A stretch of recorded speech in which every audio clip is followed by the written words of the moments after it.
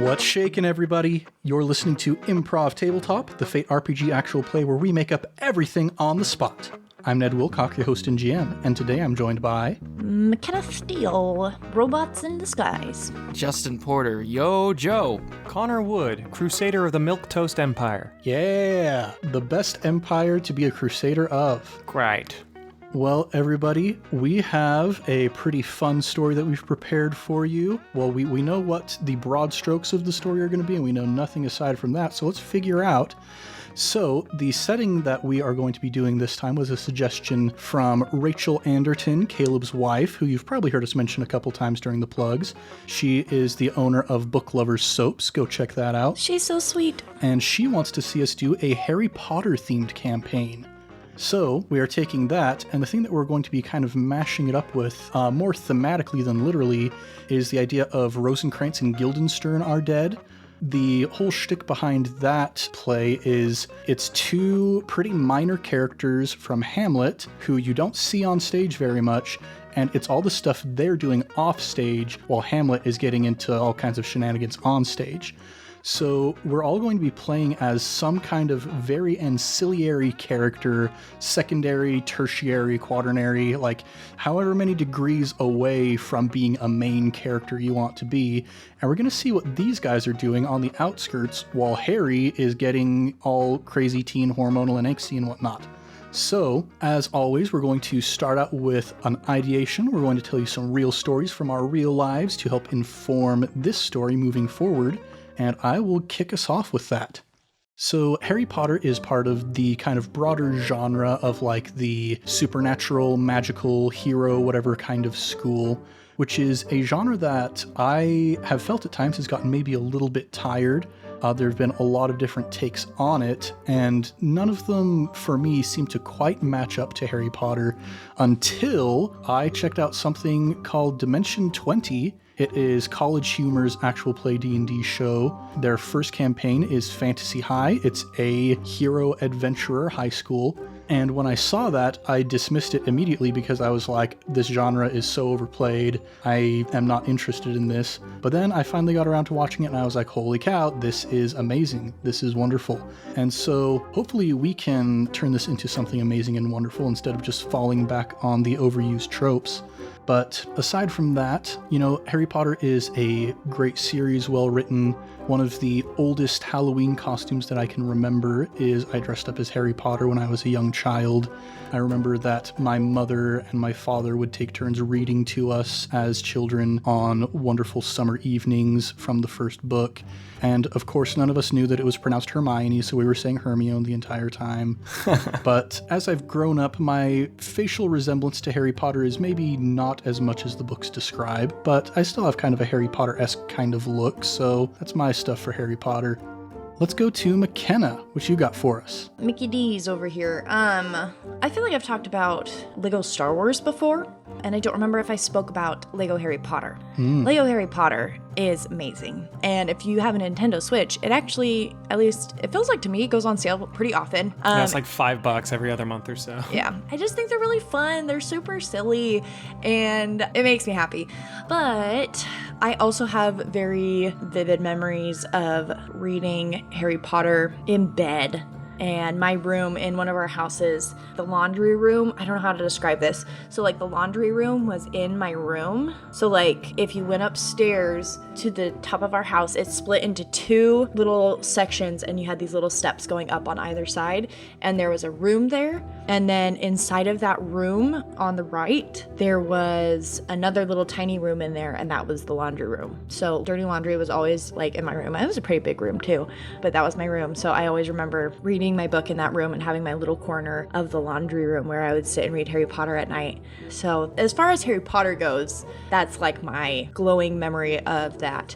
But as far as Rosencrantz and Guildenstern are dead, They have done quite a few like movies or musicals about Shakespeare and like how he's come about these ideas for writing his stories or whatever. And one of my favorite of those adaptations is Something Rotten the Musical, which I was belting in the shower before we started recording, and it is fantastic. So if you have not listened to it, it is so funny. I went and saw it by myself in New York like 3 or 4 years ago, and it was the best decision. Go see a Broadway show by yourself. It's so much fun. But it was chef's kiss. So funny, especially if you're a big Shakespeare person. So good. I was actually on that trip with you. I now You remember. were on that trip. Yep. That's when we saw She Loves Me. Yep, that's right. We got to meet Zachary Levi. That was cool. That was Hey. really cool. If you want to go to a show where you want to meet the cast, go to a matinee, because usually they'll kind of pop out and then there's not a lot of people there. Like, there was no one there to meet Zachary Levi. It was a bunch of old people. And I don't think they cared to meet Zachary Levi. So it was like us and like maybe like 3 other groups. It was dope. Nice. They're missing out. I know. He was very kind. Yeah, I gotta say, the image of you reading Harry Potter in a laundry room does kind of harken back to Harry living under the stairs. I had that thought while I was telling it. I was like, oh my gosh, I'm basically Harry Potter. But no, I'm not. I had a nice bed and loving, alive parents. Important distinctions from you and Harry Potter. Yeah.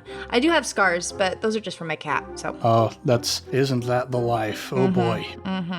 But yeah, that's my tale of woe. Nice.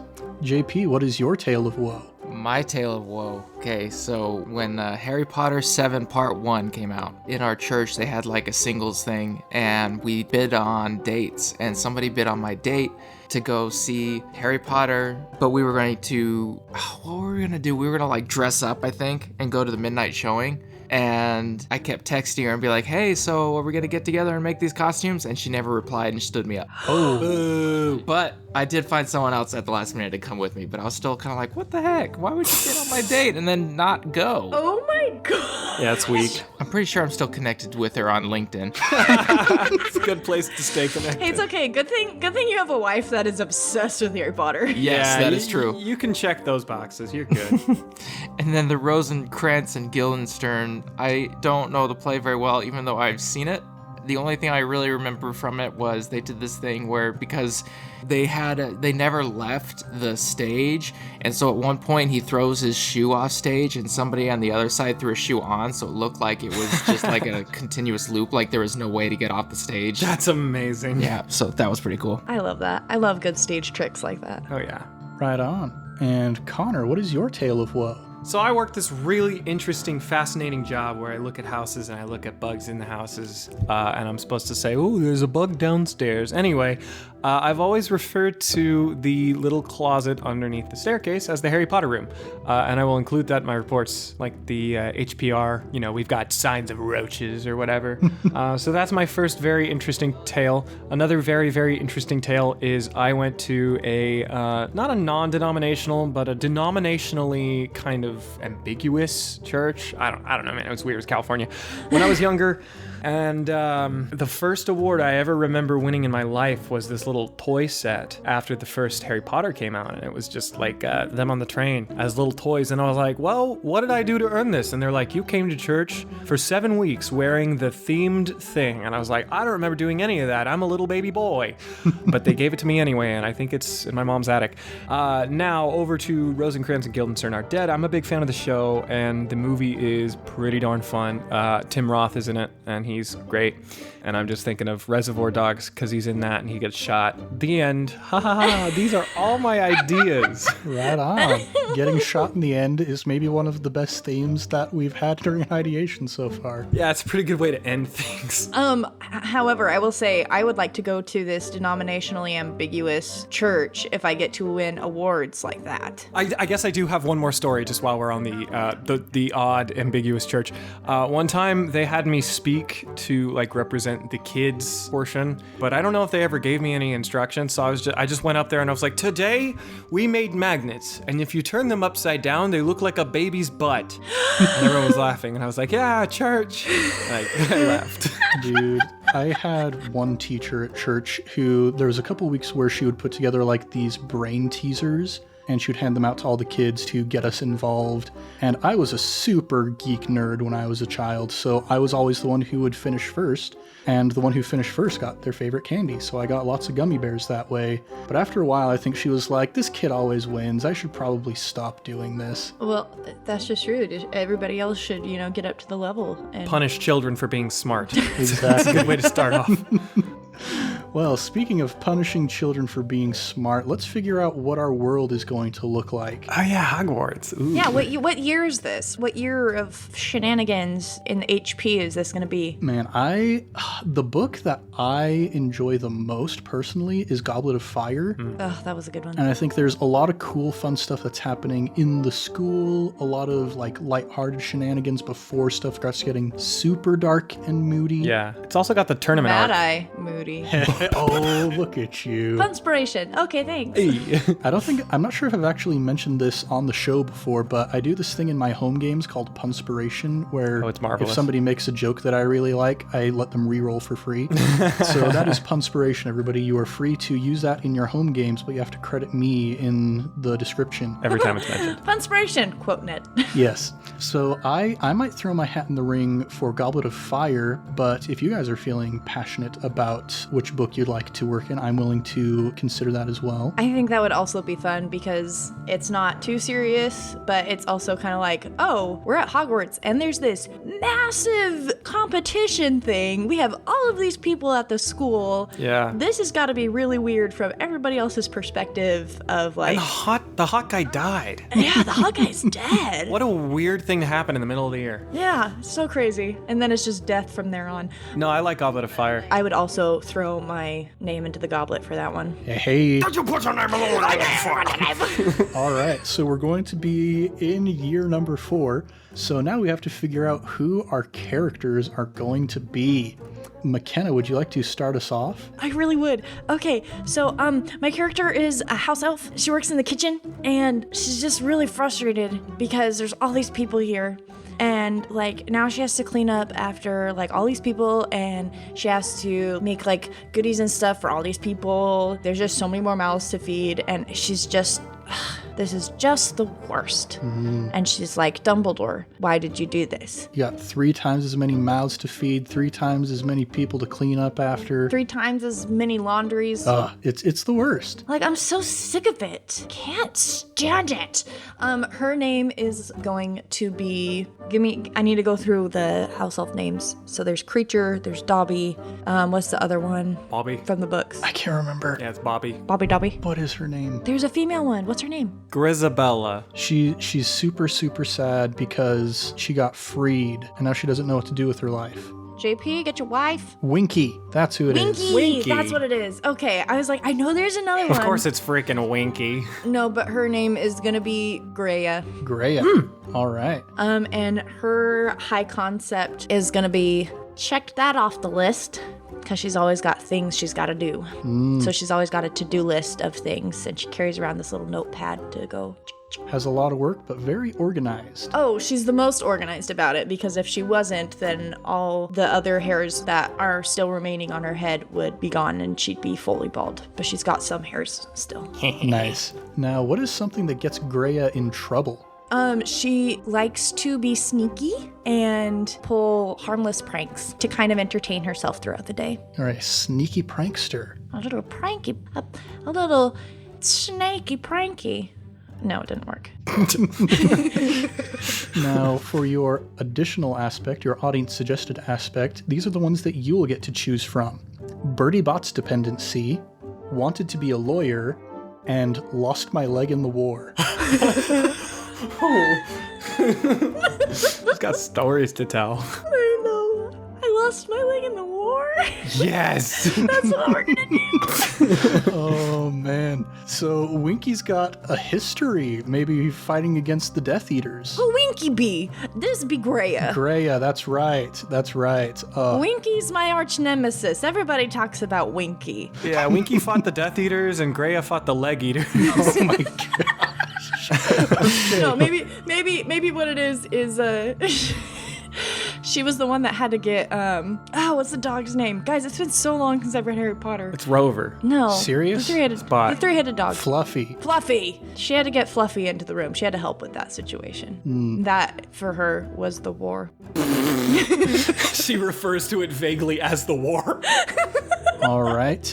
Now, what is Greya's peak approach going to be? Sneaky. That fits with your trouble very well. I think it does. Which I'm trying to figure out how she would be sneaky if she's hopping. We'll say she has a prosthetic. They were kind and gave her one. Magic prosthetic. She's like a little mini Mad-Eye Moody. Ooh. Say that 10 times fast. Mini Mad-Eye Moody, mini Mad-Eye Moody. All right. And then the last thing we need for Greya is a stunt or a piece of equipment. I like doing the equipment. I think it's fun. Her equipment is going to be, what it's going to be is a pig leg type thing. It's got a little rubber thing on the end, so that's how she's sneaky. But there's a little compartment on it that she pushes it open and she can hide things in there. Oh, nice. In the hollow parts. So you can do some smuggling as well. Yes. All right. So you got a hollow leg. All right. Let's go to JP. Do you have a character in mind for us? Well, it was funny because I was thinking, I'll be creature because that's something I remember. And then she's like, I'm going to be a house elf. And I'm like, okay, can't be creature. I'm going to be a ghost that's kind of like the Golter guys. That's going to be pranks. And she's like, I do pranks. And I'm like, oh, okay, I can't do that one. I'm so sorry. It's okay.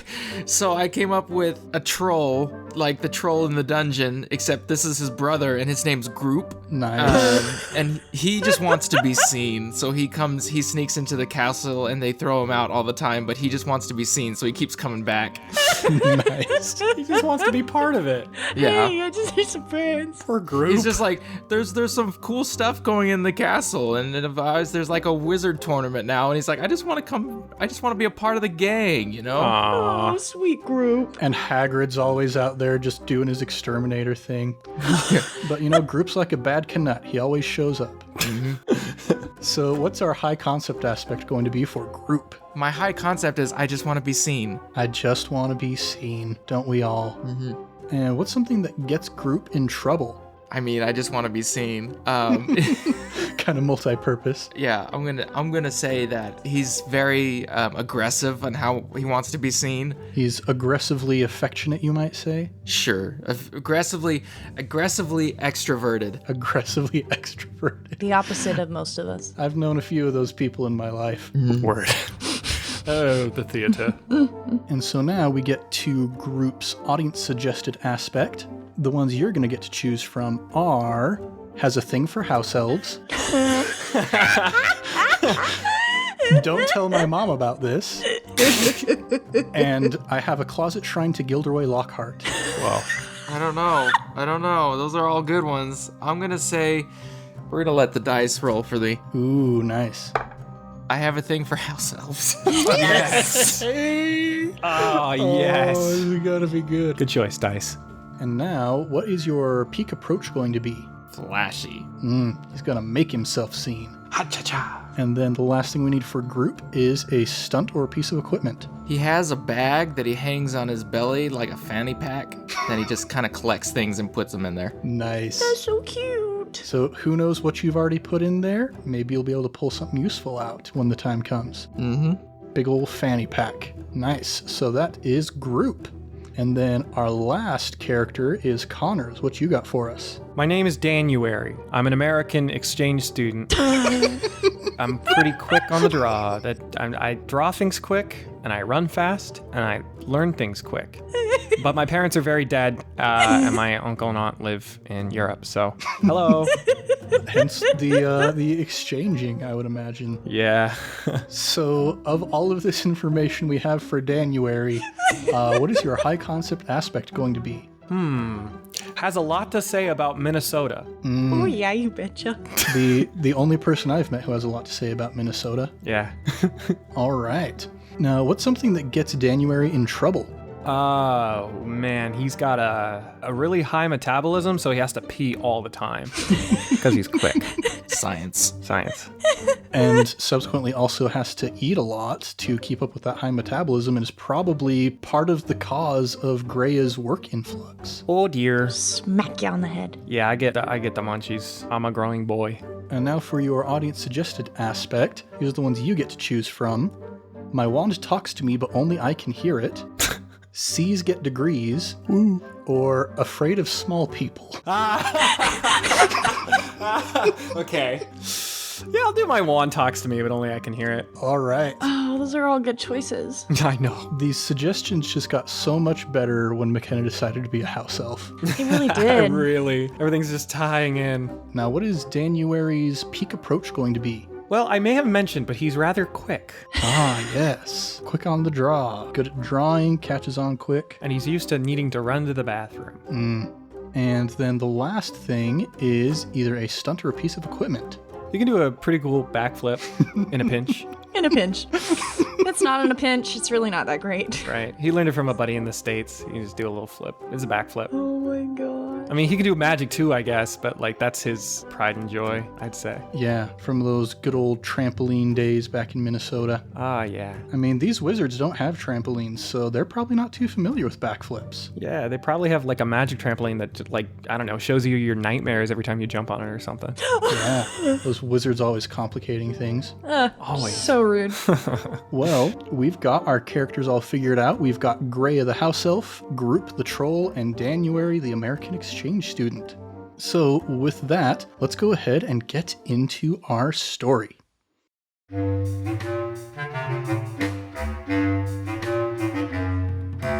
It is a bright, bustling morning. And Danuary, you did not get selected for the Triwizard Tournament. You were disqualified because you are not technically a British citizen. Ah, beans. And so, despite your quickness and your pretty cool backflip, you were not granted admission into the Goblet of Fire. And you and your other sort of outcast friends are on your way down to the Great Hall for breakfast. What house do you think Danuary got sorted into? Yeah, my man's a Hufflepuff for sure. Nice. Hoofla poof. Hoofy Poofy. Yeah, that's him. So you're on your way down to the Great Hall with your friend Gregna. And Gregna has always considered herself to be a denominationally ambiguous student. So sure, she's in Hufflepuff, but she doesn't necessarily feel that she belongs in Hufflepuff. Sure. It's like, maybe there's a house that fits for everybody, but she's not sure she's found it yet. Yeah, she's a Slytherin cusp or something. Yeah. And so you guys are on your way down to the Great Hall, but it appears that there's some malfunctions going on with the tables. They're not producing the food very reliably. Like, you go and you grab yourself a big slice of black pudding and put it on your plate, but suddenly it like glitches out and disappears before you're able to take a bite out of it. So something weird must be going on with like the house elves or something. Yeah, something's real afoot. Hey, a friend of mine who goes here, did your pudding keeping form, or is that just mine? My pudding done disappeared straight out of my face. Whoa, we should probably look into this. I kind of want lunch. Yeah, and you guys being Hufflepuffs, you have much easier access to the kitchens than the other houses. We are located closest to it, so. Yeah, you go down and you find the entrance to the kitchens and sneak your way on inside, and it's all a bustle. Everything is churning at triple speed because you got so many more people to feed. And on top of one of the tables with a big old notepad in one hand and a quill in the other hand is Greya, who you have met on a couple occasions. Hello there, Miss Greya. Oh, Danuary, I can't give you your snack right now. I need you to come back later when I can give you your snack. Greya, I understand, but there's something I need to bring to your attention. The food is broken. Your food that you're making is broken. Well, let me take a look. Go ahead. A plate! Someone get me a plate! Thank you. I take a plate. I go ahead and I ladle out some of the soup that's on the stove and I put it into my little plate. That's right, a soup in a plate. It's a house elf thing. Yeah, don't worry about it. And yeah, and I go ahead and I scoop that onto my plate to see what happens. All right. And the magic kind of sucks it up, and you feel the magic working that it like teleports it up into the Great Hall. And as you're showing it to Danuary to be like, see, it worked. There's this weird kind of flickering and glitching, and it appears back on your plate. That looks like broken soup to me. Now, Greya, I don't know if you know this about me. I'm a hungry boy, and I'm a growing boy. So, I take extreme issue when my food is broken. Can we figure out what's going on? All right. 1 second.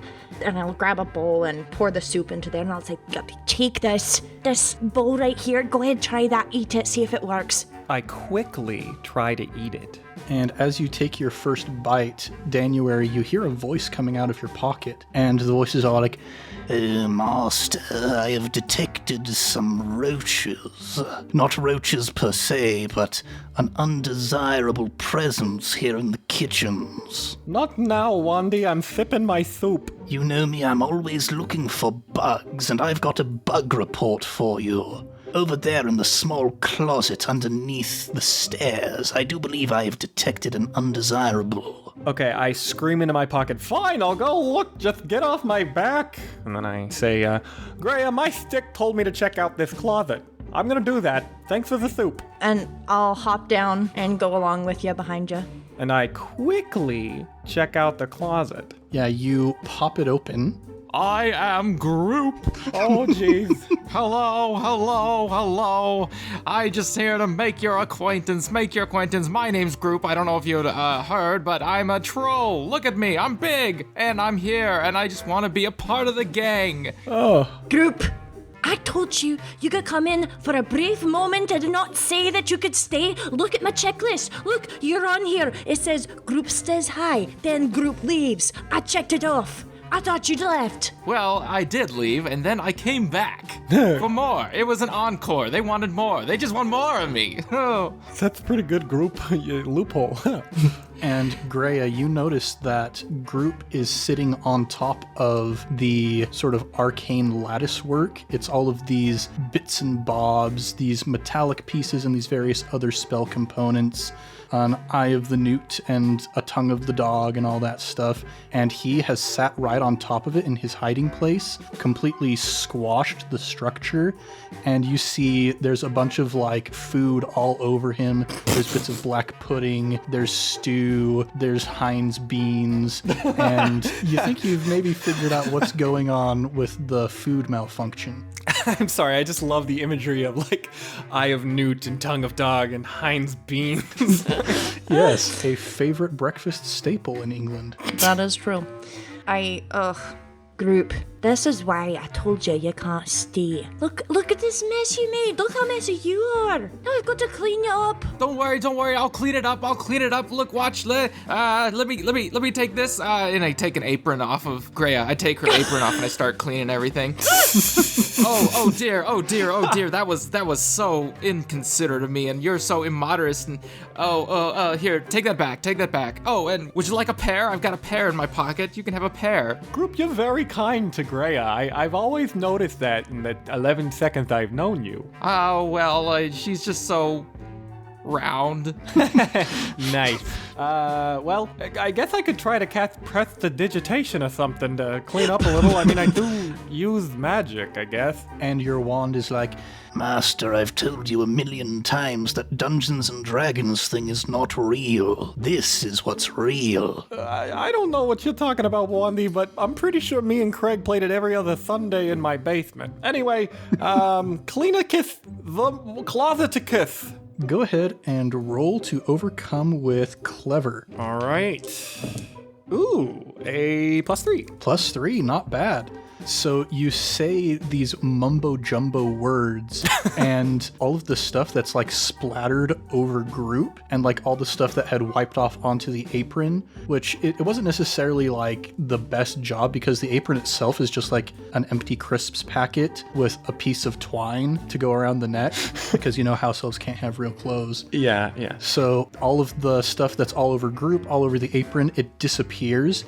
And you can hear your wand from inside your hand just grumbling like, this shouldn't work. Why does this... I hate this so much. Wandy, one day I'll teach you a real thing or two about real magic, but for now you just keep the griping to a minimum, because your attitude is not great. Back to the pocket. Fine. All right, the two of you follow me and...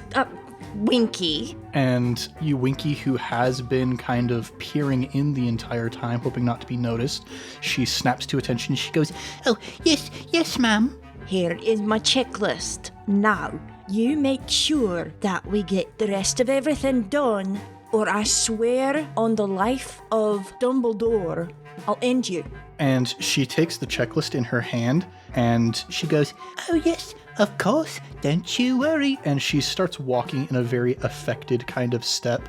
She's walking towards the fireplace, and she, like, quote unquote, trips. Like, you can see she did not trip over anything, but you see your checklist go flying out of her hands into the fireplace, and she looks back at you and goes, Oops. Winky is so clumsy, ma'am. That is a malevolent little house elf. I'm a puncher.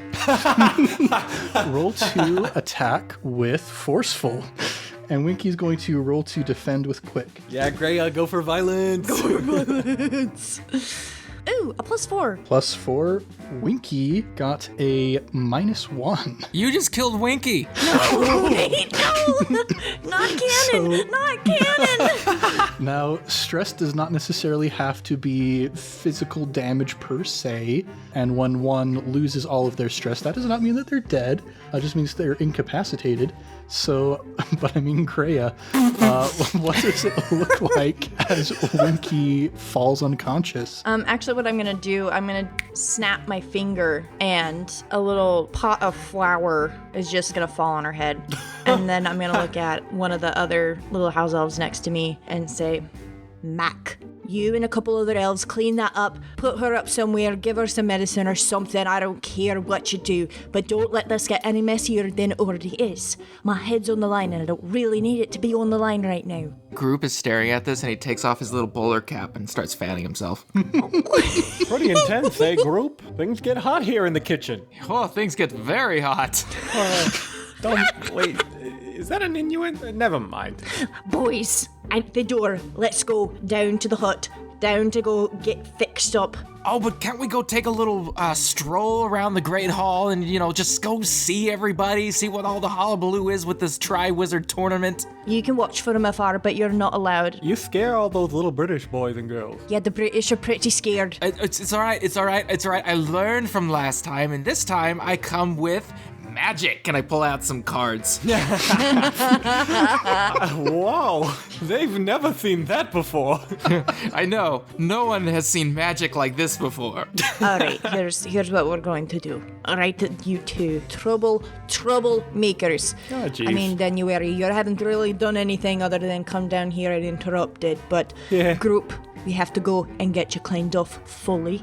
And Danuary, I just kind of like your company sometimes, so you're gonna come. So instead of going to the hut to go get you fixed up, there is a pipe of water, a little well as well, over by the Quidditch area, where they wipe off when they get lots of mud on them. So we're gonna go over there. How about you show us your magic on our way? I would love to, and if we could stop by the fat lady, or whatever it is, we could the picture, I would love to say some words. Only because they are all eaten right now. Nice. Somebody died summoning a mandrake, so I think my classes are actually canceled for the day, so I got nothing else going on. All right, Danuary, go ahead. I got your second snack of the day prepared. Over in the corner over there. Go ahead and grab it, but don't you tell anybody I do that for you, or you're dead. I quickly grab it. It's a big old plate of bubble and squeak. And so you guys all prepare to head out of the kitchen on your way to clean up. And you're passing by Mac and the rest of his little crew. They're like picking up shards of pottery that shattered over Winky's head, sweeping up the flour. And a couple of them start dragging Winky by the door to the kitchen as you're going to open it up.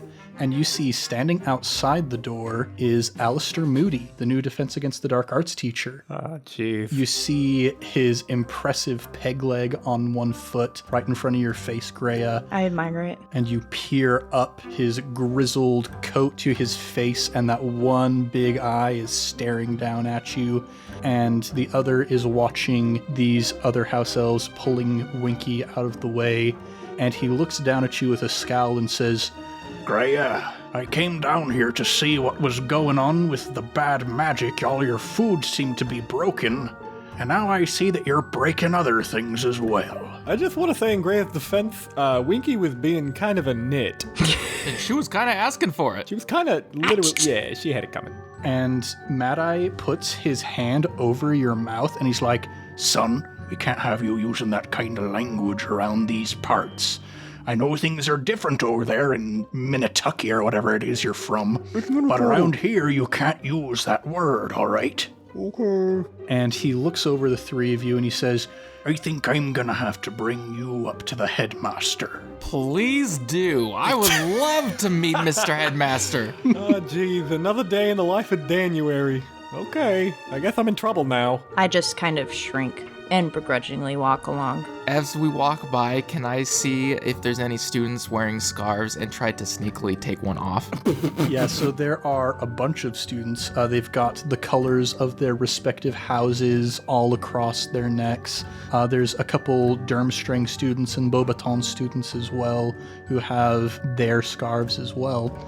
And you notice that Gregna is off in the corner, and she has a scarf that is red and yellow and green and blue because, you know, she's denominationally ambiguous. Oh my gosh. She made it. Yeah, she knitted it herself. And yeah, you see a bunch of students. Your pick, essentially, whichever color you like the best. I would like to pick Ravenclaw. Nice. All right, so you see a few Ravenclaws walking past, and they've got their noses in books so they don't notice you walking up. Go ahead and roll to overcome with sneaky, and they're going to roll with clever to see if they notice. Oh, great. Ravenclaw's... Spoiler alert, Ravenclaws are clever. Oh, I got a +1. They got a +3 to notice. And so you grab the end of one of the scarves, and as you're walking past and kind of tugging on it, you see that this particular student has tied it in a very fashionable yet secure knot. And so you kind of clothesline him a little bit as he's walking past, and he gives a little and turns back to see you. And he's like, What is Troll doing here in the entrance hall? What, Professor Moody, are we allowing trolls in here now? Sorry. I didn't mean to, I just here, and I start like cleaning him up like with the scarf, just kind of like brush over him a little bit. Now, just for no hard feelings, I have in my pocket a book because you seem to have your nose in a book. Would you like a book in exchange for that scarf? I'm sure you have many of those scarves. I just need some, Hogwarts paraphernalia. Yeah, we were given 6 of them each with our uniform, so don't let them come up with any excuses. Sorry, I'm with the troll. And all 3 of the Ravenclaw students roll their eyes in unison, and they all just mutter under their breath, also in unison, "Oh, Danuary." And the one that you had grabbed the scarf of is like, well, what kind of book do you propose to give to me? My collection is vast. It's a fictional book about magic and, magical creatures, and it takes place in a small town in America, I believe. Ooh. And I believe you would love this book. It sounds cool. And what book do you pull out of your fanny pack? Twilight New Moon. Oh my God. Wait, I don't know. I was not expecting that. Sounds really cool, actually. That's where I thought we were going. You're gonna give him like one of the middle ones too. Not even the first one. The second one. Roll to overcome with flashy. The way they describe this Edward guy, he kind of sounds like our buddy Cedric, huh? I hope nothing happens to that guy. Putting that out there. Oh man. +3. +3. So they see the picture on the front, and this kid is like, oh my goodness, that does look remarkably like Cedric, doesn't it? And the other 2 Ravenclaws start swooning. Everybody at Hogwarts has a crush on Cedric Diggory. Every single student. Even Danuary. Yeah, of course. Have you seen his hair? It's beautiful.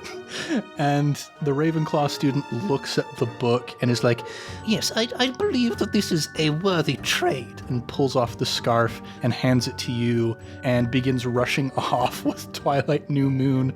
And the other 2 Ravenclaws are like chasing after him, trying to get a peek over his shoulder. He's gonna be so confused. All right, now I look the part. Let's go meet the headmaster. Awesome. Yeah, you guys have caused a bit of a kerfuffle here in the entrance hall. While we are on our way to being in trouble. Yeah.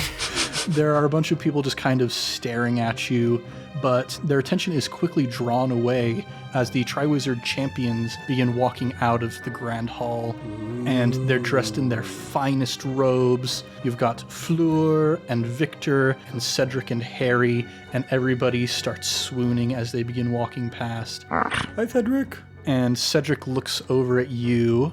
Roll a flashy check to see how he responds to you. Ooh. All right. That's a nice crisp 2. Cedric looks over at you, and he kind of gives you the up and down with his eyes, and gives you kind of a pompous head tilt, just the merest of nods as he goes walking past, and Harry is walking behind him, and he's kind of like hunched over, and his hair is all over the place, his massive geeky glasses. The books never mention this, but he's got a massive overbite. He's just a total dweeb. And he's kind of walking along behind Cedric, and he looks over to you and he's like, "Hello, Danuary, how are you today?" Yeah, hey, Harry looking... Anyway, tell Cedric I said hey. All right. Yes, of course. And as you guys go brushing past Harry... He's a total dweeb. As you guys go brushing past Harry on your way up to the headmaster's office, and Mad Eye is clunking up the stairs with his peg leg, and he's just mumbling as all the students go filing out to go to the next Triwizard event. And he goes, "Oh, if you ask me, this whole situation is just a load of malarkey. I'm sure that something horrible is going to come of this. I don't trust any of this entire tournament." Well, what makes you say that, Grumpy Pants? And he stops and turns on a dime and gets right up in your face like a centimeter away from your nose. And he goes, "If you ask me, I think there's a saboteur here in the school." That would explain the soup thing.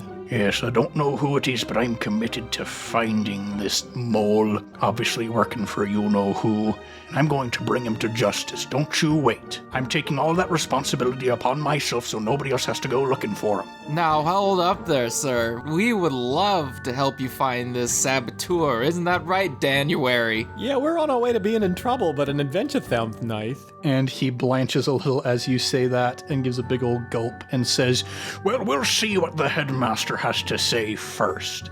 And you guys stop in front of the staircase that leads up to Dumbledore's office, and he looks back at all of you and says, "Now, I don't know what you guys are up to, but it can't be anything good." And as the staircase has fully ascended up into the ceiling, he says, "Now follow me. Your fate awaits you." I hold the door for Grey. And before I step out, I push the little button in my peg leg, and inside right now I have a little bottle of whiskey, and I like sneak a little sip. And I kind of rip the door open a little too forceful. Enthusiastic as ever. Roll to overcome with forceful. To overcome the door.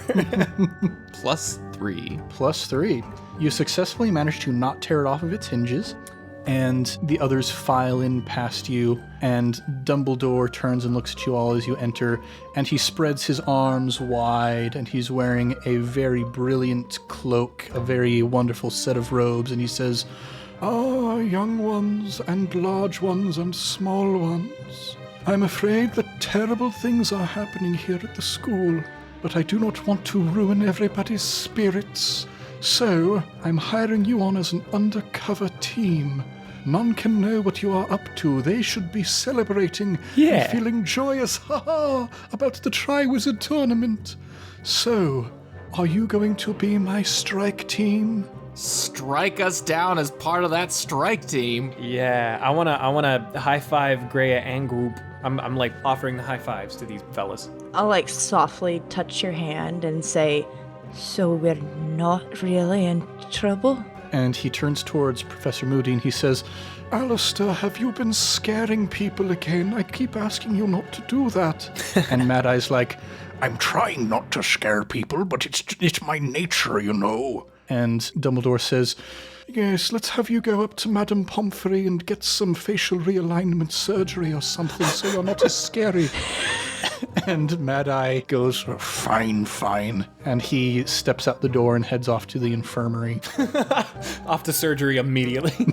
Get out of here, Mad Eye. Well, that solved one problem. Now we just gotta solve the giant one. Are you talking about me? I'm not. I thought we discussed or that we. Groop, I don't think you're a problem. I think you're a European quirk. Oh, I'm more specifically referring to the saboteur, or the suspicions of the saboteur, who's working for the bad guy, who we're not allowed to talk about for reasons I don't understand, because I'm from Minnesota, and I haven't been here very long. I appreciate you calling me a quirk. I am a quirky guy. Yeah. And while you guys have been talking, you notice that Dumbledore has just inserted himself into your, high five triangle. Oh, good. And he's got his hands up connected with Groop's and Danuary's, and he's like, yes, there are grave things at hand. I believe that somebody is going to attempt to kill at least one of the members of the Triwizard Tournament. I really hope it's Harry. So do I, but don't tell him that. That's hilarious. The guy's a total dweeb. I don't think he or anybody should die. I want to be clear about that, but, If we had the pick. Yeah, it's probably Harry. But anyway, no, hey, let's avoid the killing. We can do that, right? Go team. Right, yes. Now the details are grim.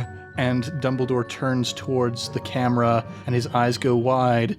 And we're going to find out what the grim details are next time.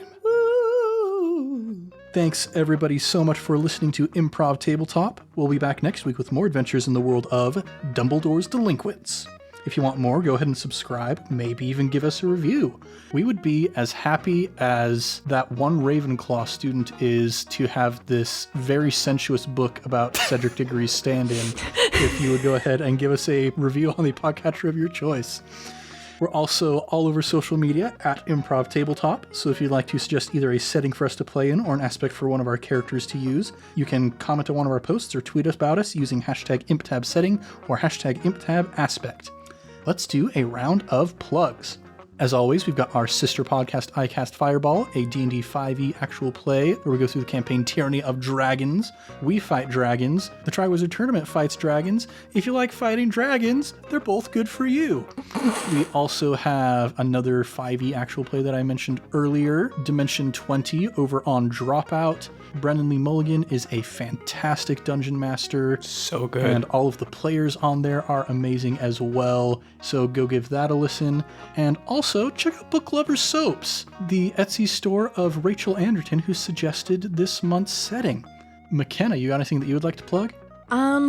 I would like to plug my ears as I take a nap. Because my husband, who some of you may know as Christian Randall, snores. So to help with that, I've invented this really, really, really cool earwax and hair removal and sound removal AirPods. Cool. I'm working with Apple on this. And the basic premise is that you get a lot of stuff done at the same time. You put these little AirPods in, and these bad boys, they're cleaning out your earwax. They're shaving the inside of your ear to get that ear hair, that stubborn ear hair you can't get. And, they're blocking out the glorious, disturbing sounds of your significant other snoring. We are testing them here in the next couple months. So if you would like to be a tester, give me a shout out on Vine and let me know. Hit up McKenna and we'll get some blades in your ears. I'm now going to be rethinking my life choices, but in the meantime, Vine me. Right on. JP, is there anything that you would like to plug? I would just like to say, if you want to be kind to your teachers, I don't think it's inappropriate to give them an apple. I know that you see these in all these old cartoons and old TV shows, and I'm pretty sure we just need to bring that back. Yeah. That's so sweet. How kind. Give him an apple. A good one, too. And record your experience and send it to us at Improv Tabletop. .ca. .ca. .ca.gov. Connor, you got anything that you would like to plug? I do. I've been doing some soul searching lately, and I'm starting to think I might be into card games a little bit. And I want to specify, deck building games have really been driving my attention lately. I'm a big old fat old nerd who likes nerdy, geeky, dorky video games and all that. And I have been crazy over these deck building games, specifically revolving around like kind of a roguelike element. Slay the Spire comes to mind, but specifically Monster Train is one I have been diving headlong into. I cannot put this stinking game down. You are essentially just riding a train through hell, trying to get hell ablaze again with your little monsters, and you build a deck. That's a good explanation, Connor. Thanks, Connor. I'm welcome. Anyway, Monster Train, it's fun, and so is Slay the Spire. I love you. Bye. And I'll add Clank to that. It's a board game, not a video game, but it's super good. Hoo-ha. Well, thanks everybody so much for joining us here in the world of Dumbledore's Delinquents. I'm Ned Wilcock, your host and GM, and I've been joined by... McKenna Steele of Vada. I'm not gonna finish it.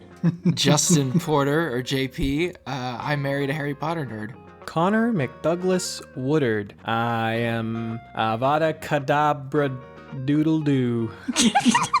Much love and stuff, everybody. We'll catch you next week on Improv Tabletop. Bye-bye. Bye.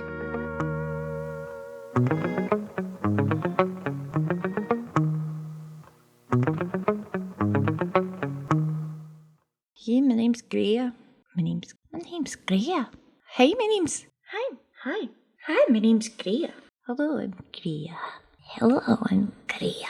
My name's Greya.